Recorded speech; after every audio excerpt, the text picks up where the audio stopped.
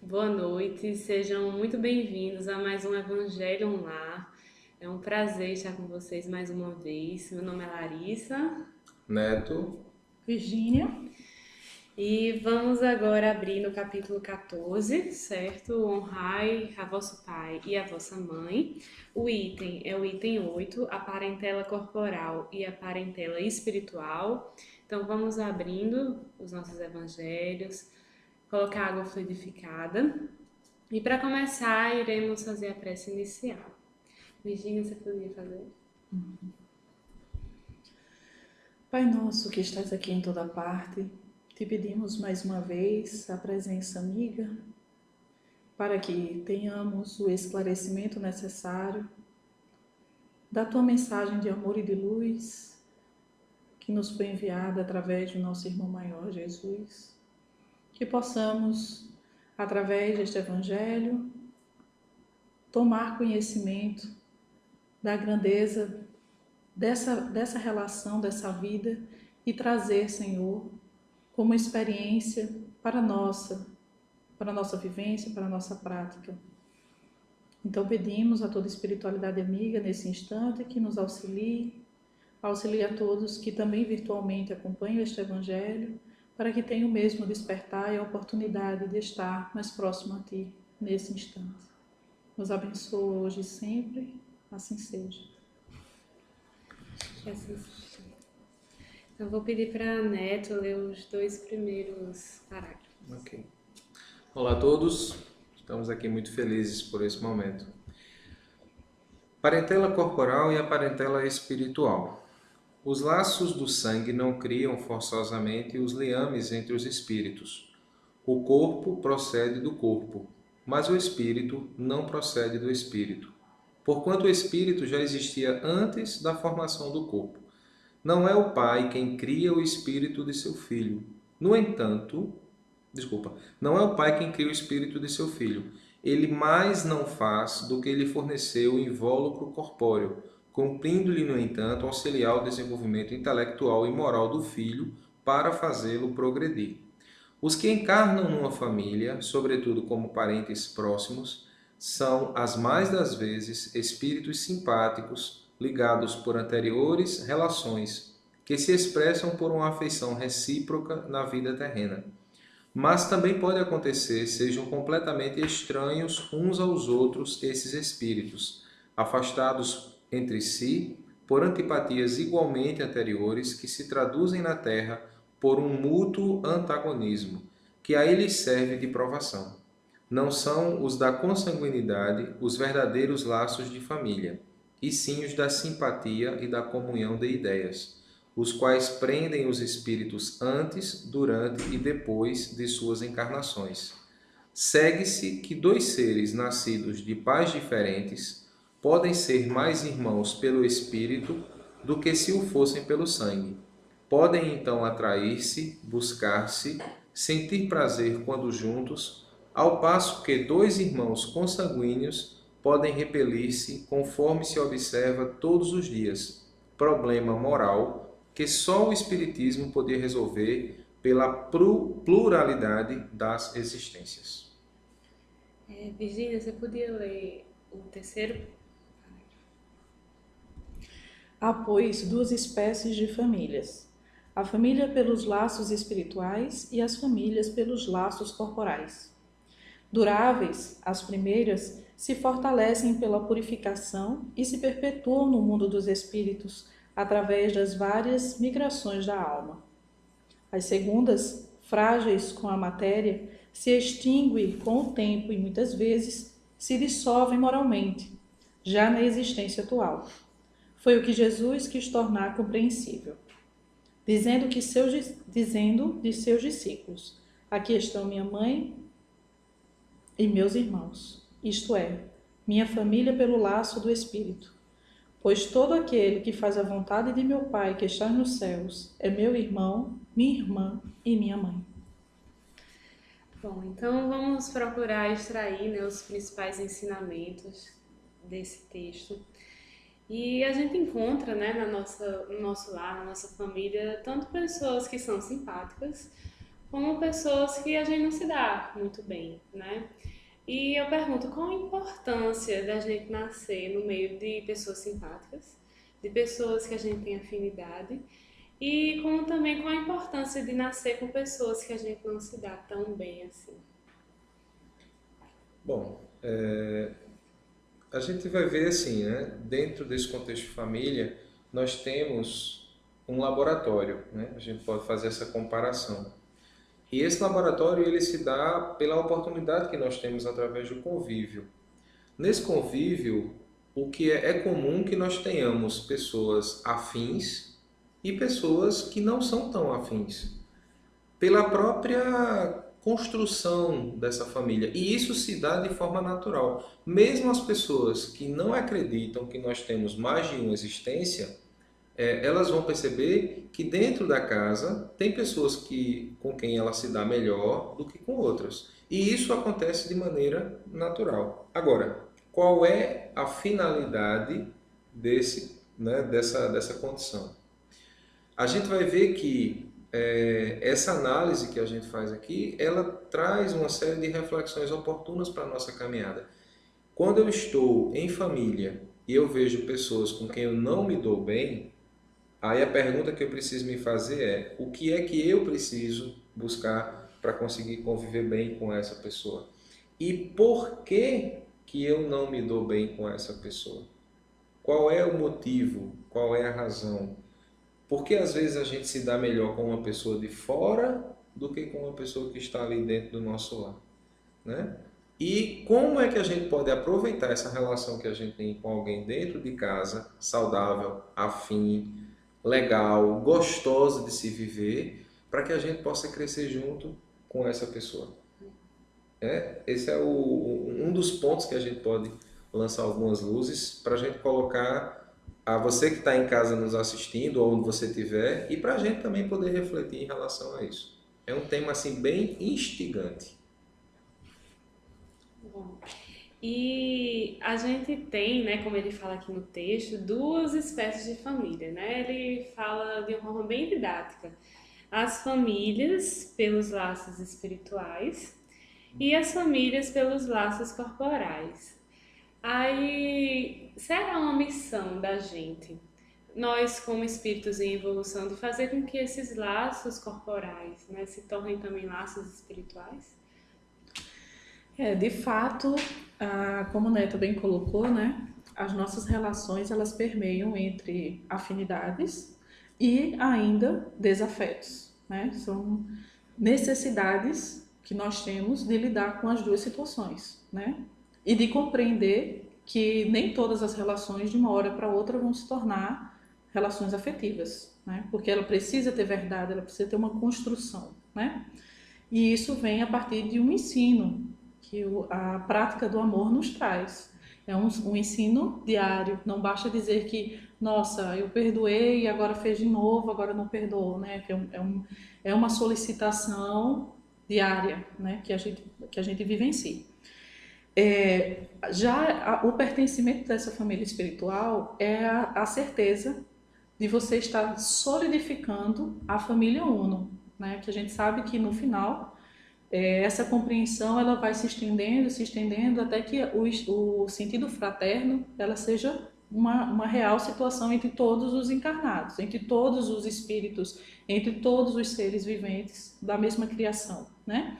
Então é uma vivência onde a gente se fortalece enquanto grupo, onde a gente se identifica enquanto ideal, que a gente torce um pelo outro. É muito gostoso a gente ver quem a gente gosta, que é uma experiência talvez mais palpável, mais próxima, tendo sucesso.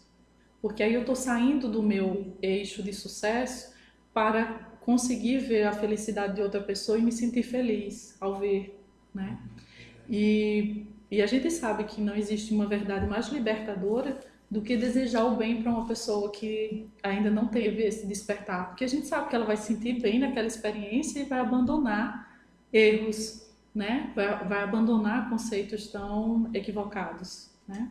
A família ela tem essa característica no contexto de formação, né? E assim, eu estava lendo aqui de novo, né, enquanto você estava construindo o raciocínio, e dentro dessa linha do que você estava falando, a gente pode pensar, quando ele diz o corpo procede do corpo, mas o espírito não procede do espírito. Então, muitas pessoas se perguntam, né? Isso é uma pergunta, inclusive, muito comum até no nosso regionalismo, né? A quem foi que essa criatura puxou, né? Sim. Você às vezes olha para uma criança em casa e para que foi que esse menino saiu, né? Uhum. Porque o pai e a mãe não tem nada a ver com o comportamento dele. E aí a gente sabe que a educação ela tem um papel fundamental, mas na conversa que Jesus tem com Nicodemos, quando Nicodemos vai interrogar Jesus sobre a realidade da vida no mundo maior, no contexto mais amplo, e Jesus responde a ele da necessidade de nascer de novo, Jesus traz uma frase que é muito forte, porque ele diz: o Espírito sopra onde quer, mas tu não sabes de onde ele vem, nem para onde vai.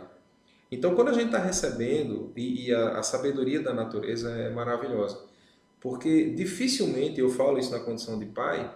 Eu tinha um filho no colo, né, um bebezinho, e eu olhava para. Quando eu pensava isso, às vezes eu me assustava, porque eu olhava e dizia: isso aqui é um espírito reencarnado. Então, quando eu pensava isso, eu me assustava, porque a natureza é tão sábia que ela coloca aquele aspecto da inocência, né, da candura, da doçura no bebê, e você dificilmente, mesmo na condição de espírita, mesmo a gente sabendo que aquele espírito tem todo um contexto, a gente recebe ali naquele momento e a gente não pensa nesse contexto. Mas é importante que a gente faça essas reflexões, porque o espírito, né, do pai, ele pode influenciar o espírito daquele que vem como filho numa existência. Mas esses papéis eles se invertem. E aí o que é hoje o filho, numa vida seguinte, pode ser um pai, para que essa relação tenha continuidade e a gente vá podendo crescer junto nesse aspecto familiar. E daí a gente vai ver a importância de nós estarmos, acima de tudo, conscientes dessa nossa tarefa enquanto família, na condição de pai, na condição de mãe, na condição desses novos formatos de família que nós temos, de pais e mães, né? De pessoas do mesmo sexo que estão se colocando nesse contexto também de educação, para encaminhamento de outras criaturas que chegam sob a sua responsabilidade, mas que a gente possa ter essa consciência da necessidade da tarefa enquanto família, para a formação, para essa aproximação que é necessária também e fundamental, para que a gente possa sair dessa existência bem melhores e com, se possível, essas questões mal resolvidas do passado bem encaminhadas para uma solução. Meu pai contou uma história que um amigo dele, né, a esposa teve um filho e ele foi visitar, né, foi conhecer o filho. E assim que olhou para o filho, teve uma sensação ruim, né, como se fosse alguém do passado que estivesse voltando. E eu perguntei para meu pai, né, como é que eles estão agora? E hoje ele ama o filho, né? Então que a gente possa, né, trazer isso também para nossa vida. Caso tenham pessoas que a gente não se dê tão bem, estamos aqui na Terra para trabalhar essas relações, né? Converter esse antagonismo em simpatia, em amor. E se a gente não tiver cuidado, o risco que a gente corre é dizer assim, ah, isso é um desafeto do passado. É porque a gente tem o conhecimento, a gente se acostuma com essa ideia. E, É. não, mas é um desafeto do passado. Sim, e o que é que a gente vai fazer para que esse desafeto venha pelo menos a se tornar um possível afeto do futuro? E é também importante lembrar que, como nós, né, estudantes da doutrina espírita e espíritas também, sabemos que nada acontece por um acaso, nós também estamos relacionando aqui as famílias que têm pertencimentos a partir de adoção, né, sua constituição, que aqui ele chama atenção como a constituição de família material, e a família espiritual se estende para além da relação consanguínea, né? Aqui a gente está colocando todas as relações de vivência familiar, da construção, né? Outro trecho que vale a pena a gente levantar a importância é que Jesus ele quis tornar compreensível, dizendo aos seus discípulos: aqui estão minha mãe e meus irmãos, isto é, minha família pelos laços do Espírito, pois todo aquele que faz a vontade de meu Pai, que está nos céus, é meu irmão, minha irmã e minha mãe. Então, nós somos da família, nós temos que buscar ser da família espiritual de Jesus. Ele nos convida a isso, né? Ele quer ser o nosso amigo, ele quer ser o nosso irmão. Agora basta a gente querer, a gente fazer por onde, a gente procurar ser realmente esse irmão de Jesus, através de seguir os seus ensinamentos, né? Seguir a mensagem de amor que ele nos passou. E você falando isso, eu me lembrei, né, daquele trecho em que ele faz uma reflexão muito rica, né, para a gente. No momento em que ele faz referência àqueles que seriam conhecidos, né, como os seus discípulos, porque seriam conhecidos por muitos se amarem mutuamente. Então, o exercício do amor, que até a Virginia falou, mas também aquela outra passagem em que aqueles que estão com ele perguntam, né? Estive nu e me vestiste, estive com fome e me alimentaste, estive preso e foste me ver. E aí vem a pergunta, né? Senhor, quando foi que te vimos nu? Quando foi que te cobrimos? Quando foi que fomos te visitar? Todas as vezes que o fizestes a um dos pequeninos, foi a mim que o fizeste. Então, esse ponto você coloca, né? Se a gente traz isso para uma reflexão, a visão de Jesus é uma visão de família muito maior, né? A visão do Cristo é uma visão de família universal. E ele já estava nessa condição de amor, um amor que para a gente ainda hoje é difícil entender.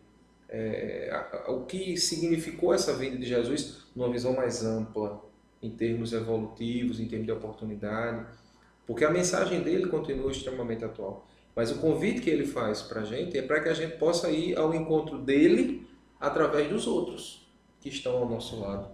E onde é que estão os outros mais próximos? Na família. Né? É na família que a gente vai ter esse exercício primeiro de realização de amor, para que a gente possa ir administrando essas diferenças, as dificuldades, os problemas, e a partir disso a gente vai podendo exercitar também esse amor em relação às outras pessoas com quem a gente convive. Tem mais algum ponto em especial que vocês queiram destacar?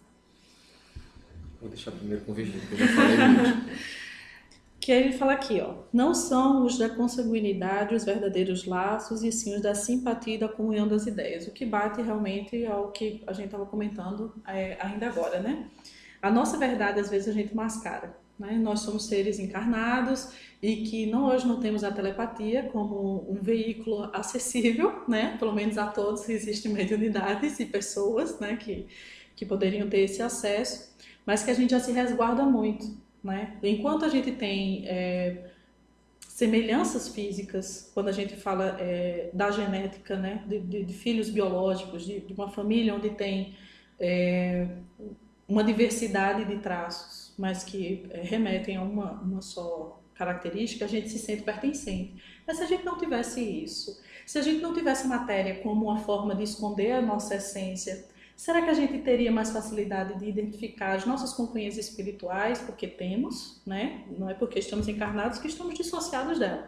Será que teríamos mais facilidade de identificar dentro de casa, dentro do nosso lar, quem realmente se afina com os nossos pensamentos, que muito embora pode ser até aqueles desafetos, porque aquilo que me incomoda pode ser que eu tenha também. E aquilo ali é um sinal que eu preciso mudar, mas como eu ainda não comecei a mudar em mim, eu quero começar a mudar no outro, né? Então a gente só reconhece o que conhece, né? Então, quando ele tem essa brilhante forma de esclarecimento, né? A doutrina nos traz isso de uma maneira mais aberta.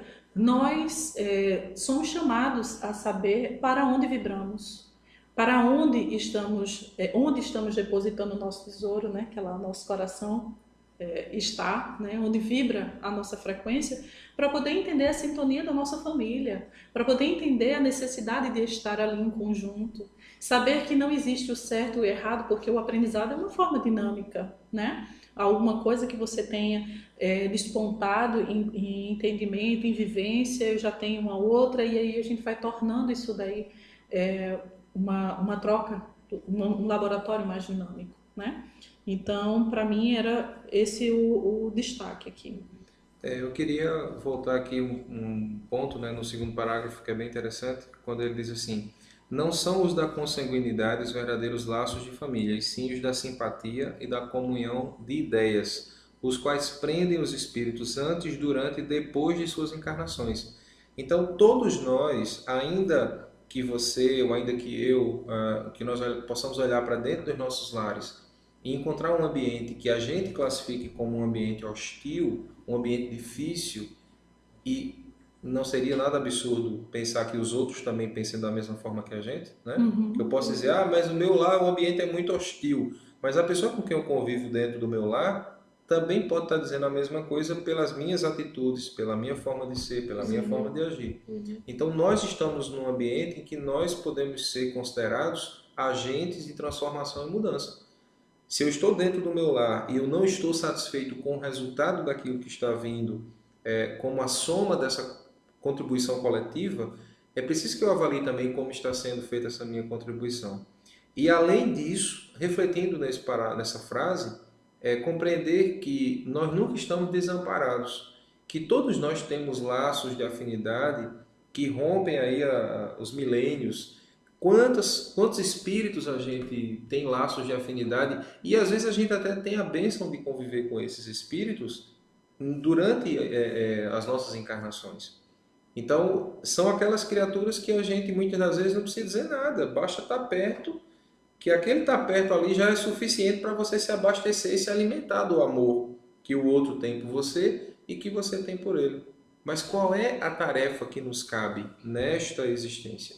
É observar para dentro do nosso lar, porque é de onde normalmente vêm as maiores diferenças e os maiores desafios.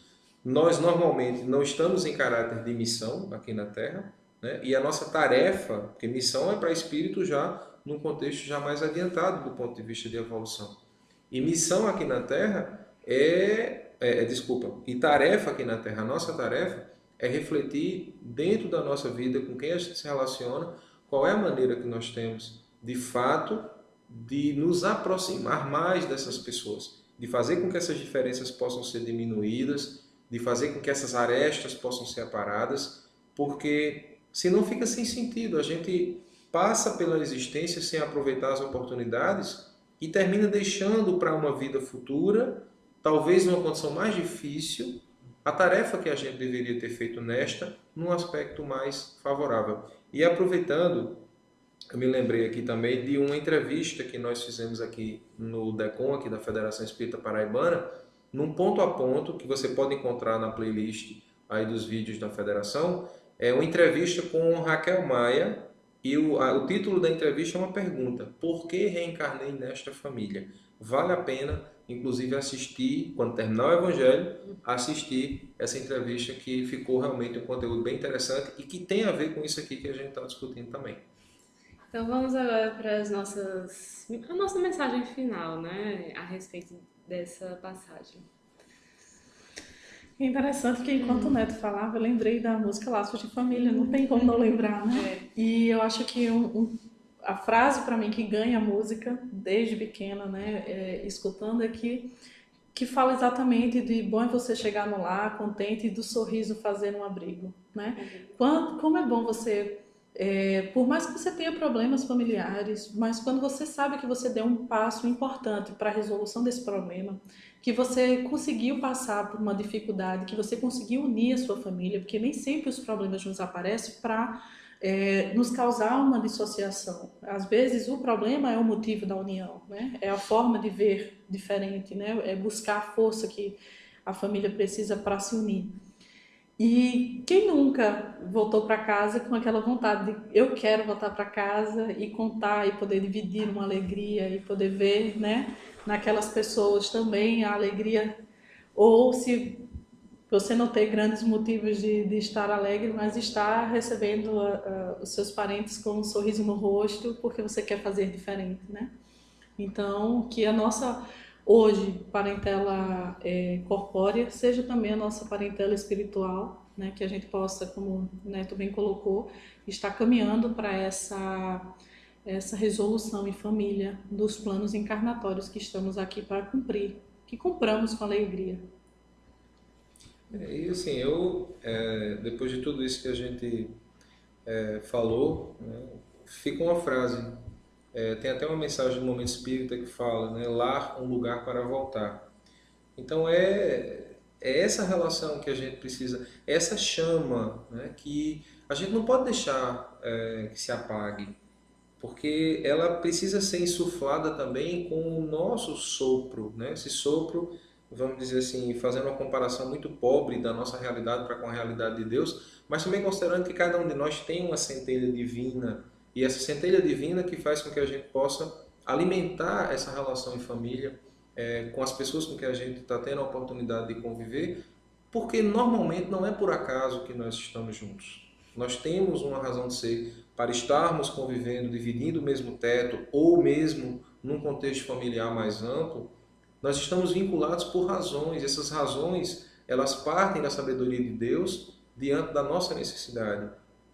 Normalmente a gente não sabe muito o que quer, mas se nós fortalecermos a fé que cada um precisa nutrir dentro de si para construir uma realidade melhor, isso vai acontecer a partir desse convívio familiar, porque é dentro do lar que nós nos mostramos verdadeiramente tais quais somos.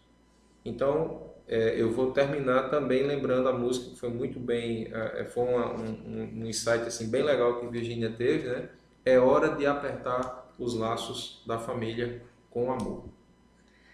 Bom, então vamos agora para a nossa prece final. Vou pedir que Neto faça a nossa prece. Então, Senhor, amigo Jesus, nós queremos te agradecer por mais esse momento, te pedir que abençoe a todas as famílias que nos acompanham, a todas as pessoas que estão assistindo a esse momento do Evangelho no Lar, para que elas também sejam abençoadas e para que as resoluções sejam tomadas, Senhor, na perspectiva de crescimento de todos nós, que possamos fazer valer essa oportunidade bendita que Deus nos concedeu, de podermos aproveitar esse convívio em família, transformando as relações de compromisso em relações de afeto, dentro das nossas limitações e das nossas possibilidades. Mas, acima de tudo, com muita confiança, com muita fé, de que o futuro nos reserva dias ainda melhores do que os que estamos tendo no momento atual.